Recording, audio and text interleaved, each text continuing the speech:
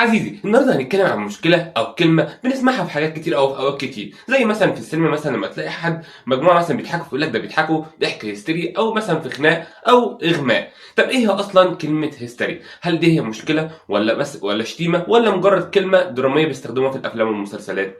تعالى بقى نعرف ايه هي الهستيريا. الهستيريا حاله نفسيه معقده، ممكن نخلي الحلقه النهارده تحت عنوان جسمك بيتكلم عنك. يعني ايه؟ هو عباره عن اضطراب نفسي بيظهر في شكل اعراض جسديه ملهاش اسباب عضويه. يعني ايه؟ يعني برضو ان انت مثلا لو اتعرضت مثلا للضغوط او مثلا مشاكل نفسيه كتير، فبيبدا جسمك حتى لو انت مثلا ما اتكلمتش عنها، فبيبدا جسمك يعمل حركات هستيريه، زي مثلا شلل مؤقت او مثلا فقدان النطق مثلا مؤقت. حتى مثلا زي ممكن تكون في امتحان، وطبعا الجو بتاع الامتحان والتوتر والضغط، فتبدا تلاقي نفسك مش عارف تحل او مثلا مش عارف تكتب او اي حاجه. وفي مواقف كتير كتير هنبدا نتكلم عنها، ده مش تمثيل او مبالغه، بالعكس هي دي مشكله جسمك بيعبر عنها. يا النعمة انت بتتكلم صح.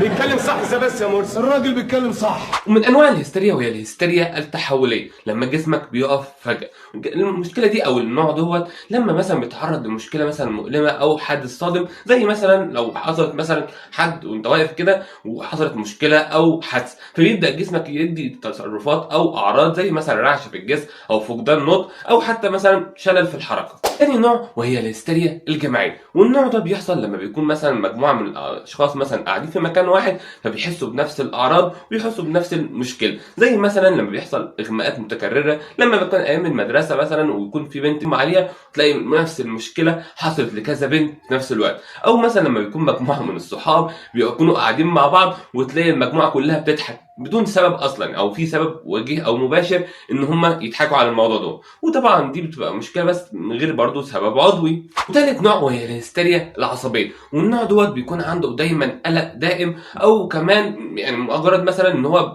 من اقل حاجه بيتعرض للضغط او العصبيه، ودايما واخد تصرفاته ان هو دايما اقل مشكله او اقل موقف بيتعصب وبينهار ويفضل يصرخ دايما. فده طبعا بيأثر على حياته، سواء الحياه الاجتماعيه او الحياه المهنيه. برافو عليك.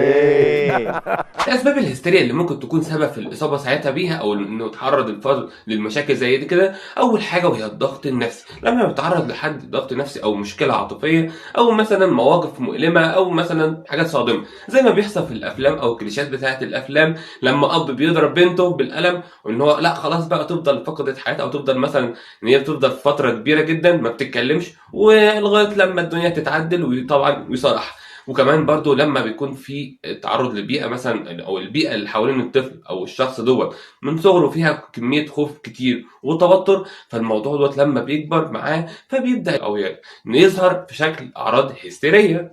ومن ثالث الاسباب وهي التقليد زي مثلا الهستيريا الجماعيه اللي احنا قلنا عليه، زي مثلا لما بتلاقي بنت بتعيط فتلاقي مثلا صحابها او الموجودين معاها في نفس الوقت البنات بيعيطوا، بتبقى حفله عياط جماعيه ومفيش اصلا سبب وجيه او معين ان هم يعيطوا، مجرد شويه هرمونات. وممكن برضو لما بيكون مثلا شويه صحاب قاعدين مع بعض زي الهستيريا الجماعيه اللي احنا قلنا عليها بيضحكوا مع بعض وهتلاقي كله بيضحك برضو. في رابع نوع او رابع سبب وهي عدم القدرة على التعبير، زي مثلا لما بيكون حد طول اليوم مثلا عنده ضغط شغل او مشاكل في الشغل كتير ومش عارف يعبر عن المشاكل دي، فبيبدا جسمه يبقى عنده تعب او مثلا بيبقى عنده اجهاد في جسمه. برافو عليك. بعد كده بقى نبدا نتكلم ايه هو تاثير الهستيريا على حياه الانسان. طبعا بتكون ليها اسباب او تاثير كتير جدا، زي مثلا بتكون بتاثر على جسمه، زي لما بتخيل مره واحده تحس ان انت فقدت الاحساس بجزء معين في جسمك، او مثلا عندك صعوبه في التنفس، او اي مشكله او من الاعراض اللي احنا قلنا عليها في تاثير في الجسد. وكمان برضو نفسيا، لانها بتاثر ان انت بيبقى عندك انعدام في الثقه او بتقلل الثقه في نفسك، وكمان ان انت بتعيشك في حاله من الخوف والتوتر الدائم. وكمان برضو اجتماعيا، لان الناس اللي حواليك بتبدا بقى تحس ان انت بتبان او مثلا بتمثل عليهم في المشاعر او الحركات بتاعك. بعد كده بقى نبدا نتكلم عن طرق العلاج اللي ممكن بتستخدم في علاج الهستيريا، واللي منها طبعا العلاج النفسي، وان هو مثلا جلسات مع الاخصائي النفسي عشان يكتشف الضغوط او الاسباب ورا الضغوط النفسيه دي. وكمان بيستخدموا برضو العلاج السلوكي المعرفي عشان يبدا يعرفك او يستخدموا الطرق الصح في التعامل مع الضغوط النفسيه. ومن طرق العلاج طبعا وهي العلاج مثلا لو في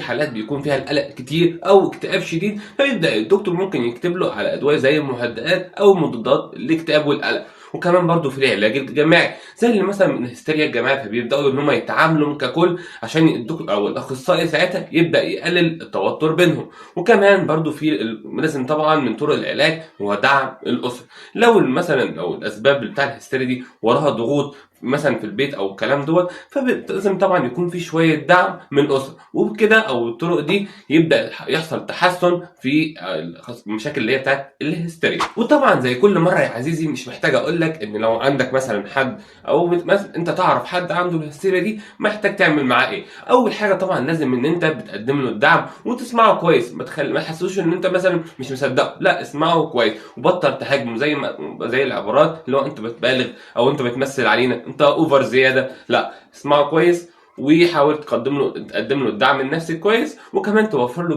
بيئه هاديه خاليه من اي اسباب او الضغوط النفسيه. والجيل الحالي اللي هو بيقولوا عليه جين زد ده هو اكتر جيل او الجيل المنتشر بينه كتير جدا الهستيريا، اللي هو طبعا نتيجه للضغوط اللي بيكون موجود، زي ان هو دايما بيقارن نفسه دايما على السوشيال ميديا، او لا عنده عدد لايكات اكتر او المتابعين اكتر، او كمان الخوف من المستقبل ان هو مش عارف هيلاقي وظيفه ولا لا، هيتجوز ولا لا، مثلا عنده مشاكل تانية مثلا زي ان هو مش عارف اللي هو المطلوب ان هو دايما يكون ناجح ما يفشلش في اي حاجه.